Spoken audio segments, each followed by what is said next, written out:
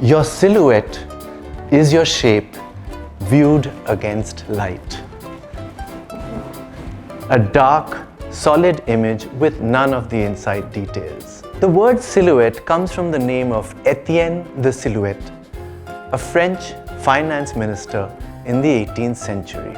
War-ravaged France was in a financial crisis, so the minister decided to impose severe economic restrictions, especially on the wealthy.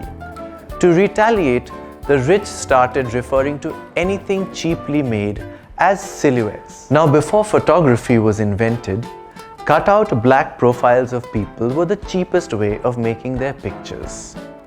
These profiles came to be known as silhouettes, cheap substitutes for the portraits you could no longer afford to get painted. I'm the English Nut. Bye for now.